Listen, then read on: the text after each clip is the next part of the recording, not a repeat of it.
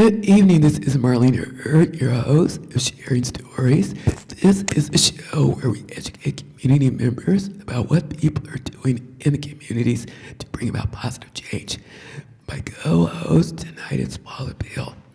Tonight, we're interviewing delegates in the 15th District and delegates in the 18th District. And they're going to be talking about why they're running to become delegates in the Democratic Party. We want to thank them for being here tonight. So, gentlemen, let's jump right in. So, we're interviewing Salim Gilmore and Igor Dragum. Okay, so I want to ask you a couple questions. First question, why are you running to become a Democrat delegate? Thank you very much for the question, and thank you to BCM for giving us the opportunity to be here and to the African American Caucus for putting this together. This is such an important service to the community. I am running to continue my track record of service and representation to Assembly District 15.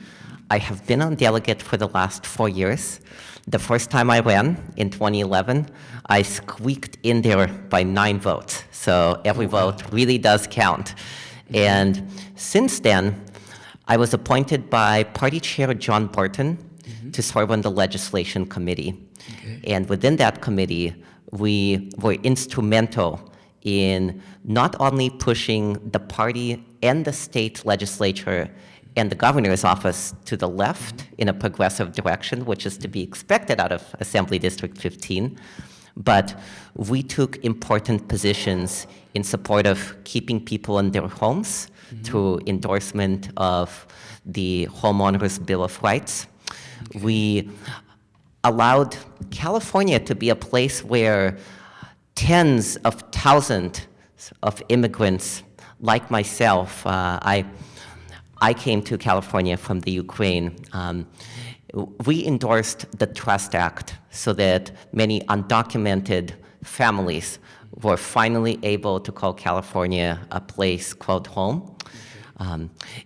And we took an important position against fracking, which was instrumental in getting some of the moderates in the Democratic part of the legislature to go along with it or at least lift their opposition to a moratorium on fracking. So I'm running to continue that work.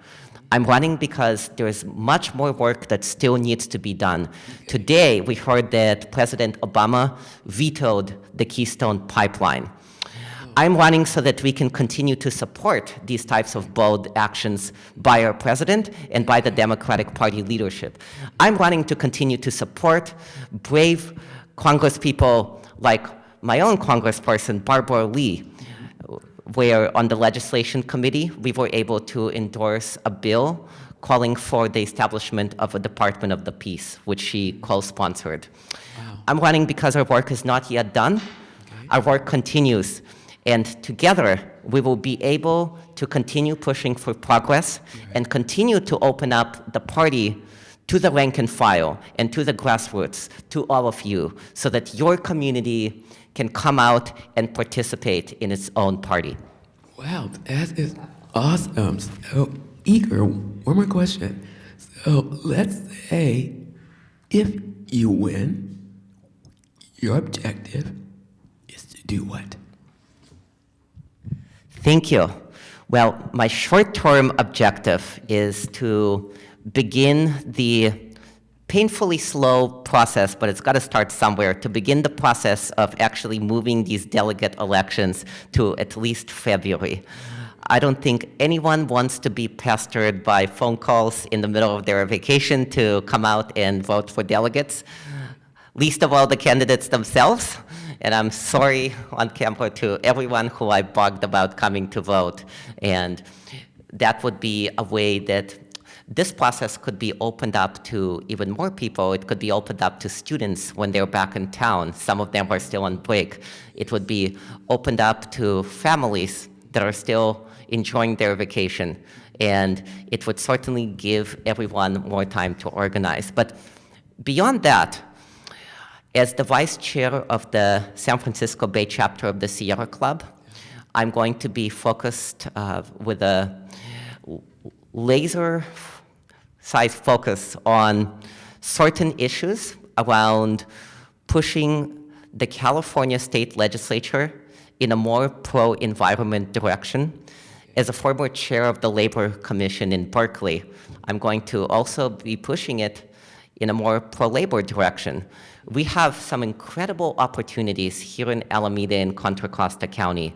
There's an opportunity to create a clean energy enterprise that not only provides an enhanced renewable portfolio standard and allows this community to wean themselves off of dirty oil, but it can provide good jobs, union jobs, to tens of thousands of workers, transitioning them onto a new, more sustainable economy.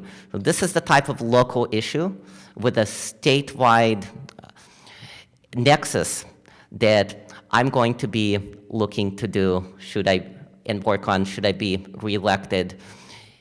Thank you. Well, Igor, I'm really glad you're running. And wow, that sounds interesting. So one more question. If you don't win, will you still stay involved in the party? Absolutely. I do wear other hats within the party. Currently, I'm the vice president of membership of the California Young Democrats. And through that work, I've created nearly 30 chapters and new caucuses, such as the Black Young Dems of the East Bay, and supported chapters like East Bay Young Dems, and mentored chapters like the Contra Costa Young Dems. And that work will continue. My work on the Alameda County Central Committee of the Democratic Party, where I serve as alternate, and which has been the starting point of a resolution on Ferguson that I worked with on with Pamela Mays McDonald, that started a critical discussion around race relations at the highest reaches of the State Democratic Party. That work will continue. I think I will be more effective if I remain on as your delegate, but in either capacity, I will continue to be a true blue Democrat and a faithful servant to Assembly District 15. Wow. Well, viewers, there you have it. Igor running to be a delegate, and I hope you win. I think you are dynamic, and I like your politics.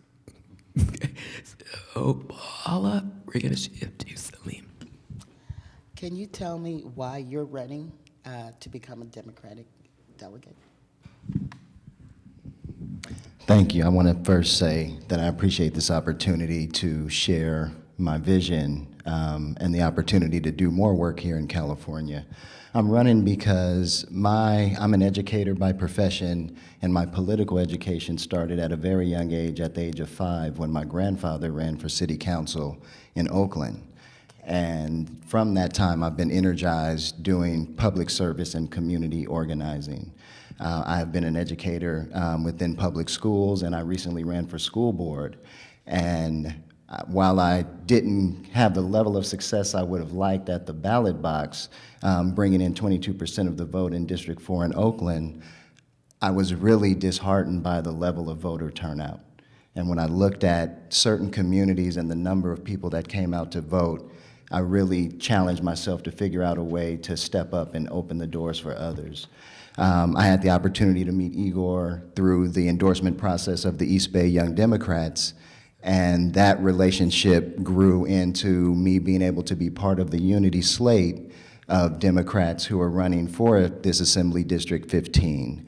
And so I'm running to really open up the door to increase voter turnout. I would like to get a bright light shined on our public educational system, not only the K through 12, but also higher education.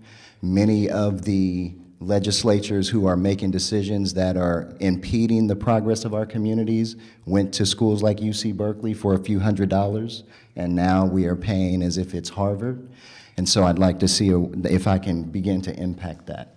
I also am clear that, I'm not new to politics, but I'm new to this level, and so I'm very much, as a teacher, I'm also a student, so I'm very much open to learning and working closely with my slate mates and other Democrats across the state to continue to lead the nation in our politics and our progress. If you win, your objective is to do what? My objective is to listen, to learn, to definitely represent the diverse population in AD 15. We, as the Unity Slate, have members who represented the successful campaign of Tony Thurmond, and we also have delegates or individuals who are on our slate who supported Elizabeth Eccles. And I think that's important to make sure that we have folks who are going to represent all the perspectives in AD 15. And so I'll be more than able and willing to do that. I will be looking to caucus with my delegate mates to make sure that we are, as Jerry Brown, our governor, said, we need to continue to lead the nation and lead the world, for example, around climate change. And so I will continue to be a part of that progress. Excellent. And if you don't win, will you stay involved with what you're doing with the party? Yes, this is an opportunity to continue the work, the successful constituency that I was able to build in Oakland, and expand that constituency and make sure that the issues that are important to young people, that are important to communities of color, that are important to low-income communities continue to be on the front burner. And so if I'm not successful, I will continue to do the work, for example, as a member of the Oakland chapter of the NAACP, also as the chair of the Measure G Oversight Committee of Oakland Unified School District, where we oversee $20 million in parcel taxes that was approved by voters. Yes. So I'm currently supporting the voters of Oakland by making sure the district spends that money the way the voters required. And so I will continue to do that work. Now, do you also work with seniors and college students? Yes, I actually founded a local chapter, Concerned Black Men of Oakland, which is a local mentoring group where we bring in men of all ages to mentor young boys and girls within the schools, also within the community. And so I'm a product of elders who put their lives on the line so that I could vote. And so I will continue to represent them. And even though my grandfather is no longer with me, my grandmother is still watching very closely, making sure that I maintain the legacy that was left for me. Excellent, thank you. That's great. So, the main thing with getting people out is getting them to the polls to vote. So before we shut down, Eager, I want you to let the viewers know what they need to do to get out and vote and where. Glad you asked. So we, on the Progressing Together Unity slate, would love for you to come out and vote for us this Saturday, January 10th, anytime between 2 and 4 p.m. at the Albany Community Center, which is at 1249 Marin Avenue in Albany, California. Voting typically takes just a few minutes, but you do have to show up in person no later than 4 p.m. And my friends on the Unity slate, Asa Dodsworth, Salim, Scott Kagawa, George Perez-Velez, Nick Pilch, Dan Rush, and myself, and the women on our slate, Judy Appel, Casey Farmer, Amelia Lopez, Pamela Mays McDonald, Diane Martinez, Seth Rosales, and Julie Waters. All thank you for your support of the Unity slate, and Dan Rush thanks you for your support to re-elect him as our executive board member. Once again, we hope to see you this Saturday, January 10th, between 2 and 4 p.m. at the Albany Community Center at 1249 Marin Avenue in Albany. Thank you. Great, thank you. So, ladies and gentlemen, before we sign off, this is awesome training that you can take advantage of. And I want to mention that the African American Caucus is an upcoming training event. And that's how to become a national delegate, and they're also going to be training on how to run for the Alameda County Central Committee and what's it all about. And I believe that's taking place August 15th. August 15th. Is that correct? Okay. So, gentlemen, I want to thank you and wish you success and hope that the voters will come out and vote. Thank you. And thank you for watching Sharing Stories. Good evening. This is Marlene Hurd, your host of Sharing Stories. This is a show where we educate the community about what people are doing in their communities and making positive change. Tonight, we are interviewing delegates in the 15th District. We're talking with Assembly District delegate candidates who are running in the upcoming election. Tony Thurman is the Assembly member in the 15th District. And we're going to be asking you a series of questions, and we want the viewers to learn a little bit more about you, so let's jump in. We're going to start with Diane Martinez. And Diane, could you share with the viewers why you're running to be a delegate in the Democratic Party? Thank you, Marlene, and thank you, Paula, for having us here to talk about this race and about our candidacy. And I'm just coming off of a bid to become a member of the Emeryville City Council here in Northern California. It was a successful one, and I've now been serving my community for the past month as a city council member. And I think in the process of getting to meet my constituents and understanding how much of a difference someone can make in a small city like the one I live in, that I wanted to bring more of their voices to the state level. I've always been a Democrat. I'm a lifelong environmentalist. I hold a lot of the same values of the people up here, and I'm very proud to be on a slate with dedicated leaders in the Democratic Party. So I thank them for having me aboard on this ride, and I really would like to bring the concerns of the people who live in my constituency and in the greater 15th Assembly District to the state level. That is great. So, another question. So, what if you win? What is your objective if that happens? Well, you previously interviewed our slate mates, Igor Tragub and Salim, and I don't want to mess up his last name, so I'll read it off here, Salim Gilmore. And Salim talked a lot about what he would do if he would win, but one thing that I noted that he said was that he would listen and learn. And as one of the people here who's newer to politics, I think it behooves me to learn from those who have led the way. So there is I'm Filipina, and there's a Filipina martial art where there's a saying about the 10,000 hands. And every move that you make is about the 10,000 hands that made it before you.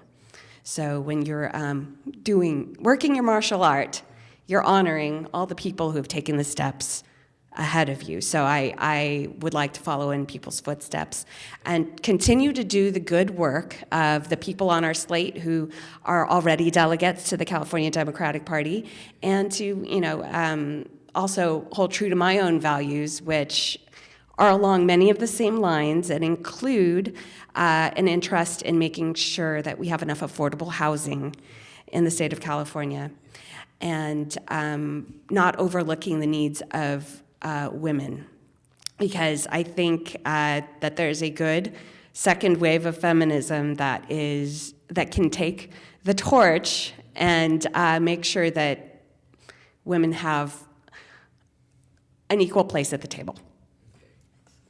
All right, so Diana, I like that last comment, having an equal place at the table. Very important for that to be happening. So Paula, did you have a question for Diane? If you don't win, will you stay in the Democratic Party? Will you be involved, or? I think I've become addicted to politics in the last year. So I'm happy to be involved, and I'm also serving as an elected official, so it will be hard for me to hide from the spotlight. Everyone in Emeryville knows where I live. And people who don't live in Emeryville know where you live. That's right, yes. Any other questions yet? Paula? I'd like to know some of the people. Celine was telling me different people, organizations that he's working with. Could you give us a few of the organizations that you'll be working with? That I will be working with, or that or some that you're that I'm currently tied in with? Well, Emeryville is one of the smaller constituencies here in the Bay Area, and I will be able to tell you that I am working closely with our preschools and our senior center. and so on a wider note, I am a member of Wellstone, I'm a member of Sierra Club, I'm a member of the East Bay Stonewall Democrats. There are a lot of progressive, pro-union groups that I support, and I've gotten endorsements from Alameda Labor Council, a lot of pro-labor groups in the Bay Area. So these are, I was just serving with a delegation last week to make sure that that workers in a restaurant are being heard by their boss. So these are a lot of issues that are dear to me on a micro local level that I would also like to see addressed on a state level as well. So my neighbors and people who work in my town know that I'm someone who will stand behind them when they make those hard asks of their bosses. Very good. Okay, so, ladies and gentlemen, you have Diane Martinez running for delegate in your district, 8015. Come out, check her out. So we're going to move on to our next candidate. Cez Rosales is a seasoned individual, and she is running for re-election. Is that correct? Okay, so Cez, we're going to ask you, why are you running for re-election? I am running for election as a delegate, and this would be actually my third term if I win. And I would like to continue the work I have been doing in the Democratic Party. I have to be honest, it's very hard to figure out the Democratic Party. People are even right now asking us, what is this delegate election? And it's a huge organization, as we know. It impacts our lives, every single one of us, because what the Democratic Party does and its policies and its politics reverberates throughout the country. So the participation, you have to figure out the participation, and I'm learning more and more how to be effective, and I want to bring this to the other delegates who are trying to run, because the whole mentoring process is very important. And the listening and the learning, which I had been doing in the last few years as a delegate myself. So I became very active. My being a political activist started way back when I was still in the Philippines, where we were fighting against the Marcos dictatorship and the larger issues that were happening in the country. I had to leave the country because I became scared for my family, that the dictatorship was going to go after them if they can't get me. And so I could not stomach that. I have to leave so they could be safer. So I feel like I became a refugee, I felt like. So I had to learn a lot about what to do politically and still keep my family safe at the time. So that transitioned into my being involved, and there's a lot of activities, but transitioned into being active in the Democratic Party about 10 years ago, and has been involved since then, trying to bring my politics and my fight for social justice. I'm very, very intensely I don't like injustice. I think that's what I say it. I see one and I cannot stand it. I have to do something. And so here I am trying to make sure that the party that I support also supports progressive measures, the consciousness around racial equality, marriage equality, women's rights, youth rights, foster kids' rights. There's so many things to fight for, and you cannot handle it all. So many people will be taking on different issues, which is good. Then you can support them as they do that. And then in my own activity in the Democratic Party, I am the Northern California Vice Chair of the Democratic Party Women's Caucus. And it's a big job because Northern California is also a big place, and you try to, how do you bring this out and bring out the issues that you can take to the party and make them aware of all these other issues that get forgotten. And one of the things I'm very aware of is the Equal Rights Amendment. It hasn't passed. We assume that, because here in California, we are also, a lot of us are so conscious of it, that hasn't passed. And in our progressive places, we have to make that pass. And somehow I am taking that initiative to make that people constantly aware of it and do something about it. Yes. Because maybe it will reduce the constant attack that we get from the right, from the, all of these things, our choices, women's right to choose, all these things that we are not assured of in our Constitution. Okay. So I don't know if I've said enough, but that's part of the few things that I am doing. So, Yes, I'm really glad that you brought up all of that. And the viewers needed to know that and know what you're standing for, and thank you. Now, since we know that you are seasoned and you know what it's like to win, let's say if you win, what is your objective and what are you going to do?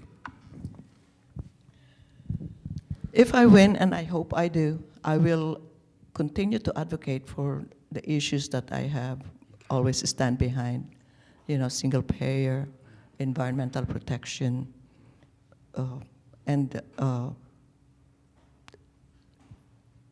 economic justice, all these things. But part of being active really in the Democratic Party is supporting also people who bring in progressive issues. And then standing up if it seems like people are a little intimidated into standing up for what is right. And one of the issues that happened in the last convention was the endorsement process for the controller position, the state control position. There was a very big push to endorse a candidate who on his own right is a very good candidate. But I felt like Betty was the really more qualified and better candidate. And hey, she's a woman. We want to support our women candidate. Yes, we do. And so I took it upon myself to stand in the Women's Caucus where there were about 500 people, and I challenged the women. You have to walk the walk or talk the talk. Support our qualified women candidate. And I was very happy to have done that, even if there was so much pressure not to speak up. Thank you. So I will just do that. I will continue to advocate for issues that are really important to us. Yes, thank you. You are definitely someone that the voters need to keep their eye on. Paula, did you have a question? I was looking here about the Wellstone Democratic Renewal Club, the economic justice, the LGBT youth and women's rights. So you are what you preach. You're doing, and this is just awesome that you're, it's endless of the things that I'm looking at that you've been doing. So will you continue to do all of these things even if you don't win? I'm not saying you're not going to win. I want you to win. But if you don't, will you continue working with the Democratic Party? Absolutely. There's a thing sometimes when I wish I was a little less involved. There's just so many issues that you have to get involved. You have to do something. You have to stand up for a lot of injustices there are. I really cannot stand the injustices, and it pushes me.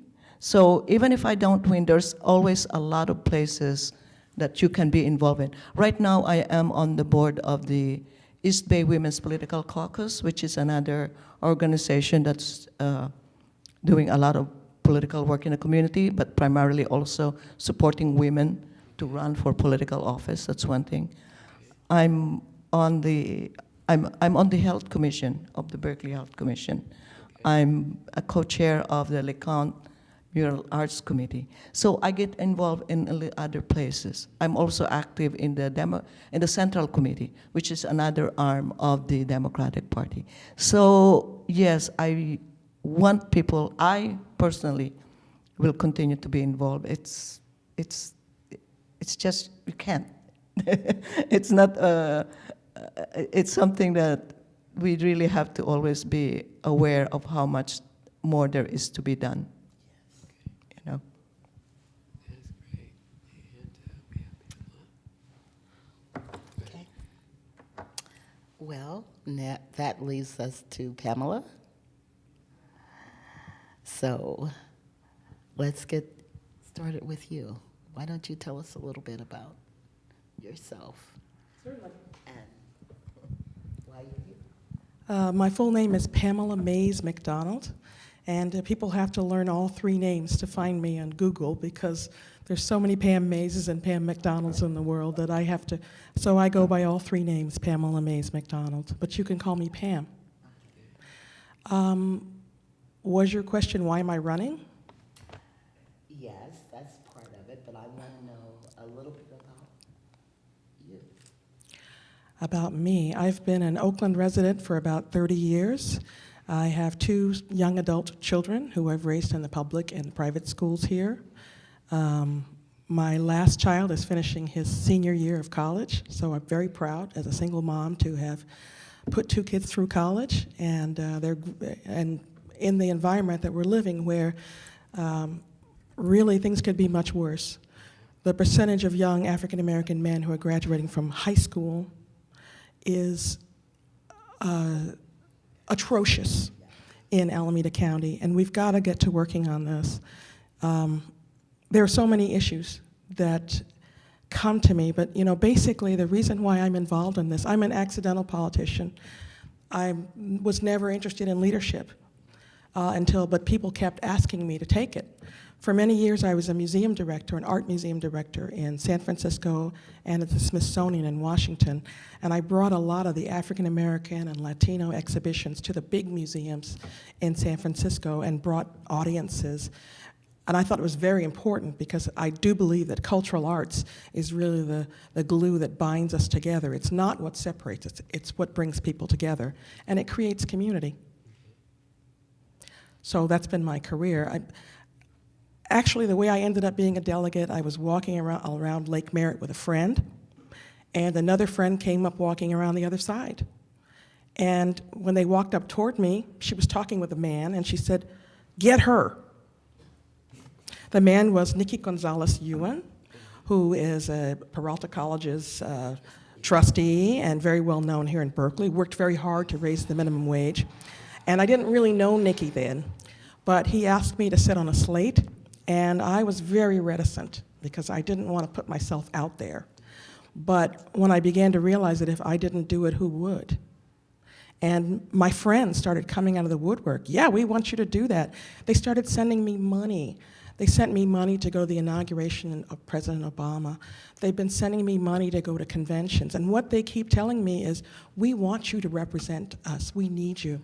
And the majority of those people are creative individuals, people who are involved in the creative arts or culture or restaurants or design or all of those fields that have completely revolutionized our economy here in the East Bay and improve our neighborhoods, and also give our young people something to hold on to. And again, create community. So why am I rerunning? Yes. So I've been a delegate for 2 years now. And I'm going to tell you really honestly, because I don't have much filter when I speak. I'm running again because Black Lives Matter. I'm running because brown lives matter. I'm running because young lives matter, because teachers' lives matter, because students' lives matter, because the arts matter, because affordable housing in the Bay Area matters. And because of those things, that's what wakes me up in the morning, that's what fires me up, are those protecting those people who I'm afraid are very vulnerable here in the Bay Area and the economy. And I also believe that they need their equal rights. Women and girls' lives matter. And as a Democrat and a delegate in the state of California, I've discovered I'm the only delegate who has been raising the important issues that are so important to people here in my 15th Assembly District and also in the 18th. People here are demonstrating still every single day. And I'm the only one who's come up with responses and brought up the issues of the Trayvon Martin situation and what's happened in Ferguson. And I have plans for what I need to do to keep pushing the Ferguson forward. The Trayvon Martin resolution was unanimously passed across the state. I presented it at many caucuses. Women's Caucus was one that supported it, Latino Chicano Caucus, Children's Caucus, African American Caucus, Native American Caucus. These people understand what happened and what we need to do to protect our young people. And so they supported it. So after the resolution was passed by all these caucuses and all these levels, then I went the next step, which is to have language from the resolution put into the party platform, which means that anyone who wants to be a candidate for office and wants the Democratic Party support, or any elected official who claims they're a Democrat, has to abide by the issues in the platform. So my Trayvon Martin resolution called for a complete ban on stand your ground and stop and frisk.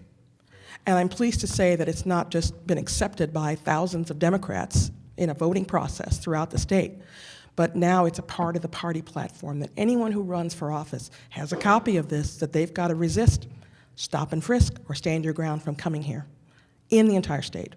So the Ferguson resolution is a little bit different, and I don't know if you asked me to tell you about it or. I was going to ask. Well, again, I'm going to be really honest with you. I have family from that part of the country, and I know that my family members it's very hard for me to get them excited about voting. Even when it came for President Obama, these people go to work, they go to church, they have their families, and this is their lives. They don't venture out much, even from their own communities. They stay very close. And I understand some of the reasons for that. So when I saw what happened to the people in Ferguson, Missouri, and the first news that came out was that the majority, 99% of their police officers were not African American, even though 70% of the population in Ferguson is African American. When I learned that their school board, 6 of the 7 members are not African American, when I learned that their city council, there was only 1 person that was African American in a city that is 70% African American, and people were really angry about that and they were complaining about that on TV. I don't know if I responded the way everyone else did. I got angry with them. My first thought is, okay, so you're complaining that you have a white Republican mayor. Did that man come to your town with a machine gun and aim it in your eyes and say, I'm taking over City Hall? No, he did not. He was elected. How did he get elected? I bet you folks didn't vote any more than my family from that area did. So I went and did the research, and I found out that only 6% of the eligible black voters in Ferguson voted in the last election. So you kind of get what you put into it. But then you look at their history, centuries of slavery, Reconstruction, where people were lynched and hung from trees for the crime of trying to register to vote or trying to start a business or talking back. And then after that, the years of segregation, when everything was not even separate but equal. It was just plain separate, and it was unequal. And all these years of discouraging them and all the voter suppression efforts that have been done to them, I then got angry with their county Democratic Party and with the state of Missouri. What were they doing? How could they look on, recognizing that the people in all these little towns around St. Louis were not even registered What was wrong with the Democratic Party? So I'm an activist, and I started seeing solutions right away. And one of them was to set a goal of 100% participation in voting, and to support the people in Ferguson in their struggle, but also to look at places in California. Turns out we've got places in Central California particularly, and neighborhoods right here in Oakland and Berkeley, where only 5% of the people are voting. Why is that? And what are we doing to reach out to those people? Why are people feeling like they have no power? Why are they disenfranchised? And so my Ferguson resolution addresses that we need to take responsibility here in California to look for those low turnout areas and go in there and bring those people out and encourage them. So I just got that passed at the November Executive Board meeting of the Democratic Party. Again, accepted by a lot of caucuses. I gave presentations in front of hundreds of people. We've got to re-enfranchise our people. They are citizens. Why are they not using their power? So my next step, if I'm reelected, if I win, I have to take the resolution and then do the next step, which is to take language from it and put it into the party platform.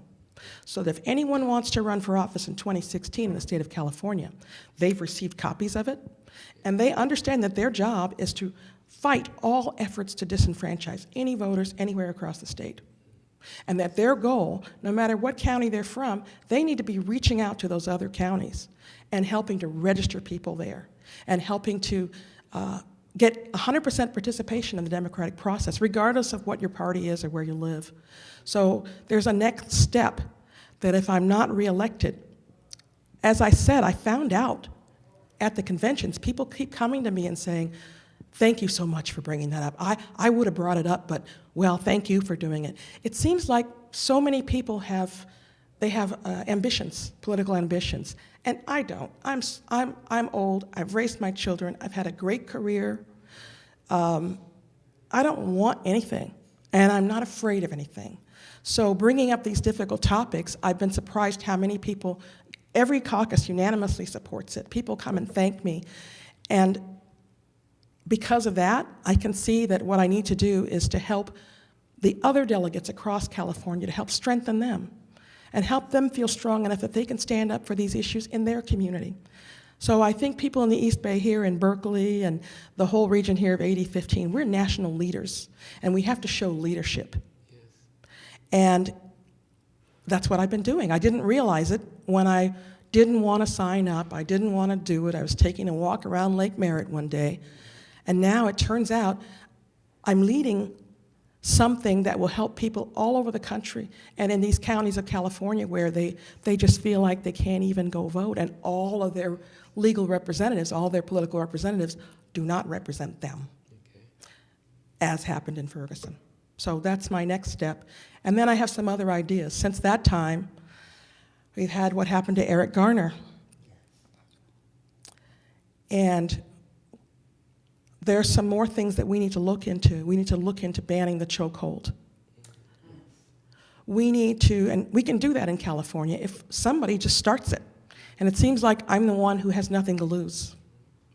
So I'm hoping that if I'm reelected, somehow I can get an appointment, because I realize that if I'm not there, it's not going to happen. The party platform changes again in 16.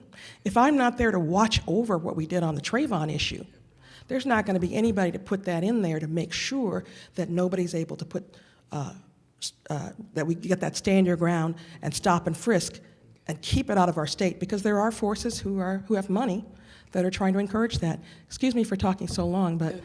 No, it's okay, because one thing I want to say is, Pamela, thank you. Thank you for your compassion for the voters. Thank you for your drive as a woman and someone who has her head on straight. Thank you. Most importantly, I really appreciated that it's important to raise the hard issues like Ferguson. It's important that we bring that to the table and get the support of the voters in our communities. So thank you. I applaud you for doing that. Now, one thing I want to ask you, same question I asked Seth. you're no stranger to winning. I see the winning fever over you. But let's say you don't win. Let's say that doesn't happen. Will you stay involved in the party? Absolutely. I mean, this is my birthright. As a young girl, I lived in Little Rock, Arkansas, while my parents were in school. And my very first memory in life at the age of 2 was the riots that took place when those students tried to enter the school. And it's amazing, as a 2-year-old, it took me until an adult to recognize my memory of trying to go into the kitchen and talk to my mother and father, and all the grown folks were sitting there. We lived in the projects. And all the grown folks were at the table, and they were just leaning together, and they were all upset, and they were frightened. And I came in to ask my mother something, and she said, "Shoo, get out of here." But when I came in, I heard them talking about the words I remember them saying: the white folks, the high school. And I remember the fear in my mother's face. And I didn't recognize that until I was an adult, but I was always raised to do whatever I could for my community. It was considered my responsibility. And so I was a candy striper as a girl. I mean, this is just who I am. Will I remain with the Democratic Party? Where else am I going to go? Yeah. And my real interest right now, I'm watching these young people that are out there now that are so excited and so fired up right now. And I want to represent them. I've got a 28-year-old and a 22-year-old. And I want to be that force that makes the Democratic Party something that they feel that they can join in and not feel that they're alienated. It's for old folks and, oh, they're just the same as the Republicans. It breaks my heart to hear some of the things that I hear our young people who are disillusioned saying. And I think with the kind of demonstrations and things that we've had now, that both of my children in New York and in Los Angeles are involved in, I think we have an opportunity to revitalize a new generation. So I want to stay and keep doing that, and I think I'll probably do that regardless. Okay, so, wow. Ladies and gentlemen, wow, you got some dynamic women here in your community, 85. I now know why they call it the Unity Yes. Team. Yes. I like that. So, one more question. We're going to close, and Cesc Rosales, it's important that people come out and vote. Absolutely. Can you let the voters know where does that take place? Okay, we are encouraging every registered Democrat in the Alameda County, and AD 15 includes Richmond, Berkeley, Albany, Emeryville, Piedmont. What else am I missing? Hercules, San Pablo. So there's actually a room for a lot of Democrats to come out and vote. So come out on January 10th, Saturday, this coming Saturday, from 2 to 4 p.m. You have to be there before 4 because they will close the door on you and you cannot, if you don't get there on time. And it's going to be at the Albany Community Center, 1249 Maureen Avenue, Albany. So it's really important for our friends and people who support our politics and how we really want to be heard in the Democratic Party. We need to be in there. We want to have that place on the table. Otherwise, we will be on the menu, as they say. So, yes, please come out and vote for us. Thank you so much. Okay, so Diane Martinez, thank you. Thank you for caring for community, and thank you for taking a lead to step forward. Cesc Rosales, thank you again. Looking forward to you doing more powerful things in 8015. Pamela Mays McDonald, oh my goodness. More importantly, we need all of you. We need all of you at the table. No more being on the menu. Okay? You hear me? So I want to thank each and every one of you for providing the public with this information. And before we sign off, I want to share that the African American Caucus is having an upcoming event, how to become a national delegate, as well as how to run for the Alameda County Central Committee and what that's all about. That's going to be taking place August the 15th. You gotta come out and get that training. Oh my goodness, you can be the national delegate. Yes, you can. So, ladies, we want to thank you and wish you success and hope that the voters will come out and vote. And ladies and gentlemen, we want to thank you for watching Sharing Stories. Good evening. This is Marlene Hurd, your host of Sharing Stories. This is a show where we educate the community about what people are doing in the community and making a positive impact. My co-host tonight is Paula Beal, and she's going to be sharing the stage with me tonight and asking questions of our delegates. So, tonight we're going to be talking with delegate candidates running in Assembly District 18. That's Rob Bonta is the Assembly member of the 18th District, and Alicia Williams, who was going to run, but something happened. And she's going to be sharing that with us tonight. So, ladies, thank you for coming to share stories.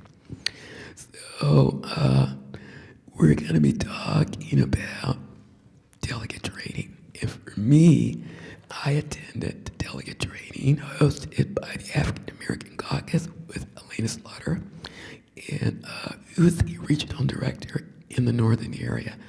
And I must say, when I attended the training, I never knew anything about the delegate process, which is why we're doing this segment tonight. So we're going to talk a little bit about that. So, Alasia, what did you get out of going to Elena's delegate session? First of all, I'd like to say thank you to Ms. Selena Strader and also the African American Caucus who provided the training. For myself, I didn't understand anything about becoming a delegate, so it was a great opportunity to go in and see what it was all about. For myself, what I got from it was a lot of inside tips and tricks on how to become a delegate, such as the essay writing, how to stand out amongst the crowd, which was very, very useful. Also, what caucuses are available and how you can enter into them, as well as the conventions, some of the conventions that are held yearly and how important it is to go to them. And also a great trick and tip that I got was how it also can be affordable because they're very expensive to attend. But if you link up with a few people and get to know the people around you, you're able to actually go to them and they actually can be very, very affordable. So I got plenty from the actual training as well as the structure, the responsibility, and what it takes to become a delegate. So there's so many things, but those are just a few things that I got from it. Okay, so I heard that you discovered that you could not run to be a delegate. And would you like to share about what happened? Sure. Yes, unfortunately, I'm not able to run as a delegate this year, but still I am preparing for the next 2 years to run by being part of some caucuses and then also helping out with those who are running this year. Unfortunately, I had, of course, registered to vote when I was 18, but I did not register as a Democrat.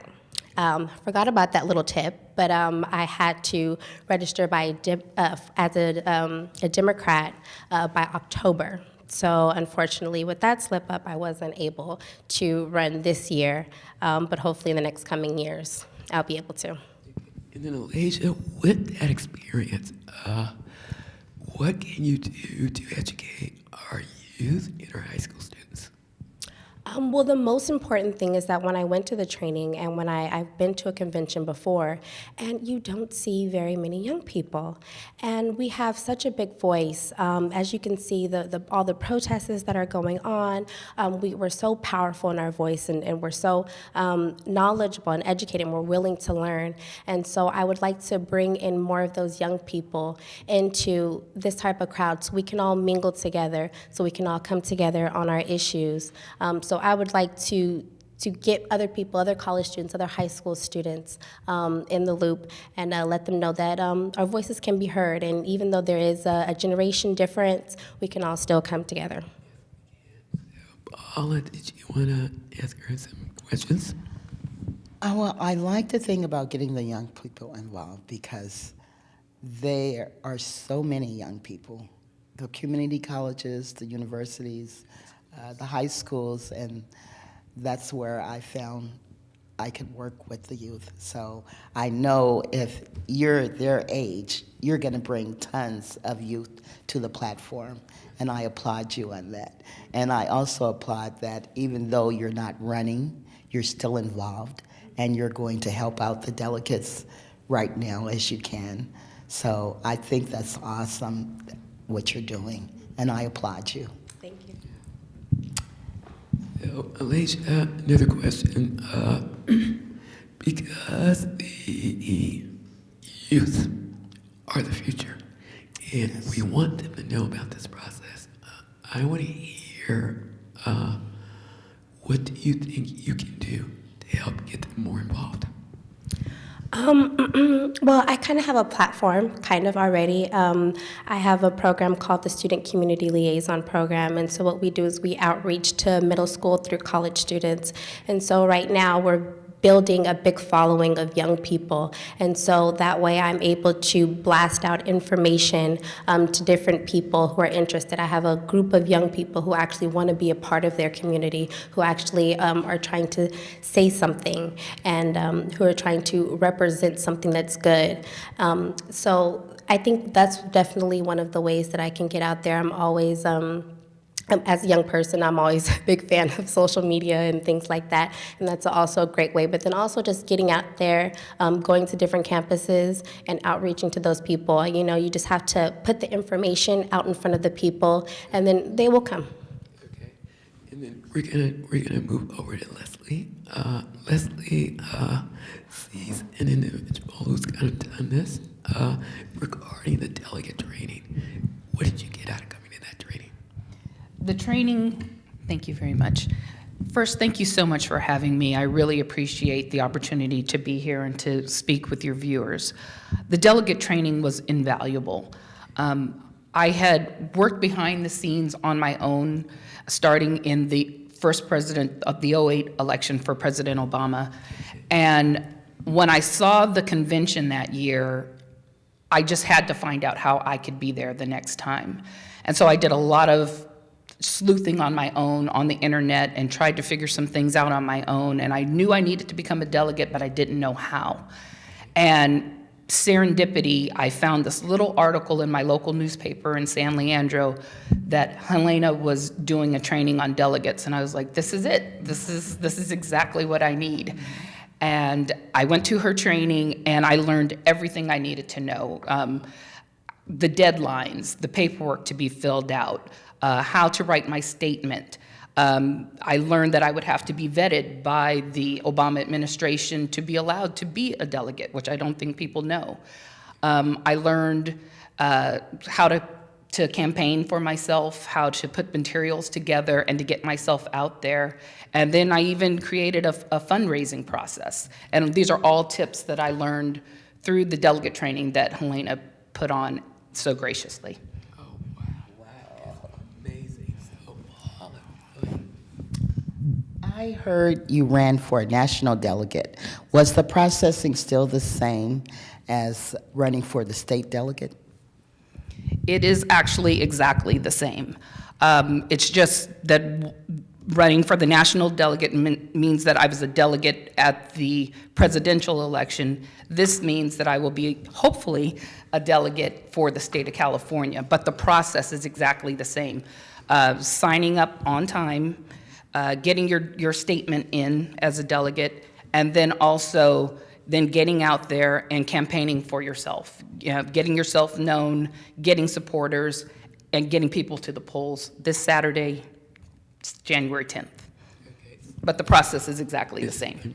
Okay, so we know you have a lot of experience in this area, and I want to ask you, why are you running to become a Democratic delegate?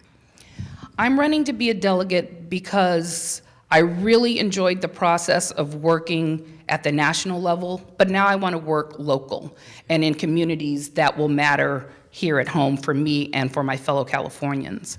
And I am running to advance the platform of the state of California and making sure, most importantly, that California, we don't sit on our laurels as California Democrats that we know that we are very, very important to the national level of Democrats and to keep California strong and blue. That's why I'm running. If you win, your objective is to do what?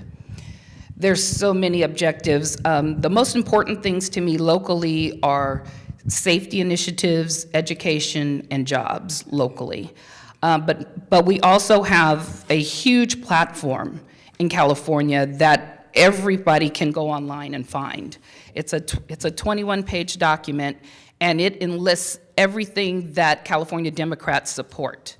And I want to be part of making sure that these initiatives are held to, made stronger, and supported throughout the state. And Paula, I believe you have last question. If you don't win, will you still be involved with the party, with the Democratic Party? Definitely. I was involved long before I started running for different positions. I've always worked behind the scenes for different candidates. Most recently, I worked on the campaign for Brian Parker for mayor of Oakland.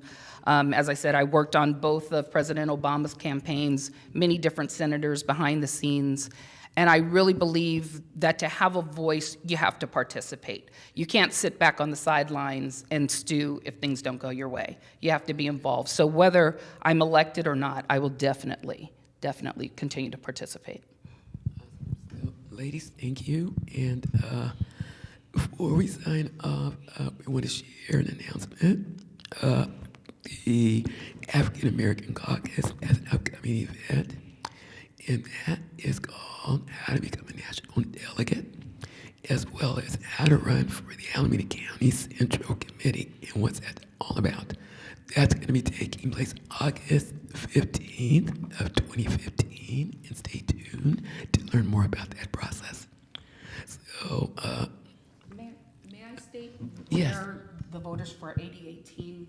yes, That's yes. Oh, He was thank gonna you ask so you much. that. Thank you, I'm sorry. The voting for the constituents of 8018 will be held this Saturday, January 10th at 11 a.m. at the Teamsters Local 70 Union Hall, 400 Roland Way in Oakland. That's across the street of Edgewater. And the voting begins at 11 and ends at approximately 12:30. So if you're in line by 12:30, you'll be able to vote. Okay. Why are they only giving an hour? That is a question, I'm sorry, that's a question I can't answer. I just know the rules that I read online. But I'm told that if you're in line between 11 and 12:30, you will be able to vote. It's a very quick process. It doesn't take long. As long as you're there, circle the names, Leslie Robertson, hopefully, and you're in and out. Okay. All right. So, Alicia Williams, thank you, and Leslie Robertson, thank you. So we want to thank you and wish you success and hope that the voters will come out and vote. All right.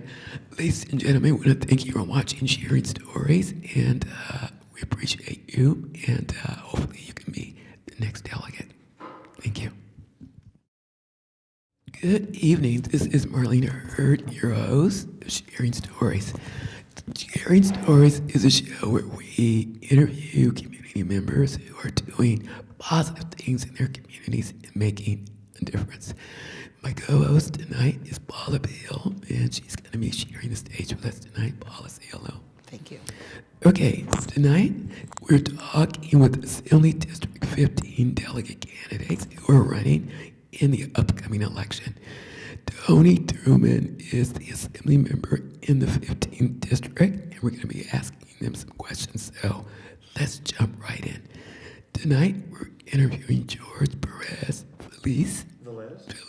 Okay. So George, why are you running to become a Democratic delegate? You know, for a very long time, I came to an understanding that in order for you to affect the community changes and to be involved, you also have to be involved in the political process. And that means standing up, talking about your rights, and engaging the people at the level of power about the things that can be changed, both at the level of the community and also both at the state level. One of my mentors said to me that if you we're not, you needed to be at the table, because if you're not at the table, you might find yourself on the menu. So it is always important to be at the decision-making process in order to affect positive change. And that's why I'm running. Oh, I like that. That's why I'm running. So, George, if you win, your objective is to do what? I would like to engage the platform at the state level in order to indirectly affect the platform at the national level, so that we can push the governor to go effectively 100% on the ban on fracking. I think that it would be important to discuss SB 1019, which will create a legislative process in order to go away from the Copley press and open the hearings against police officers and allegations open to the public, so that people can see an open process and engage themselves in holding law enforcement agencies accountable. And third, because I believe that we need to raise the minimum wage in California to more than $12. San Francisco is doing $12.25 as of May. I think we need to go higher than that. We have to have a living wage for every single person that works and lives in the state. So those are the three things that are going to focus on environmental issues, on issues of equality in pay, and in issues of public safety. Wow, George, that sounds great. Oh my God, this is awesome. Raise the minimum wage. Yes. That's needed. And to add something, equal pay for equal work for women as well. I mean, when you have the disparity in job creation and in job pay, it is not acceptable. It's 2014. We're past the level in which everyone needs to be paid the same amount of money for the same work that is performed. Right. Oh, sorry. So a little closer too. That tells me a little closer. So, Pollock, go right ahead. If you don't win, will you still stay involved in with the party? You know, right now I sit on the Berkeley Police Review Commission, which is a police oversight agency. I sit on the BART Police Oversight Agency, and I'm part of the executive board for the Stonewall Democrats. I will always be involved in the Democratic Party, because, as I said, you have to engage your elected leaders. You have to be able to be appointed to commissions in order to affect positive change. So whether I win or not, it's not, or get selected or not, it will not stop the process of being involved, standing up, representing yourself, your ideals, for the betterment of the whole community. So this is a challenge that I hope that I get appointed or I get elected. But if not, it doesn't diminish my energy and my drive.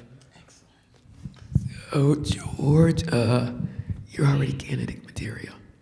I mean, just hearing your passion, and you're a man that you know what you want to get done.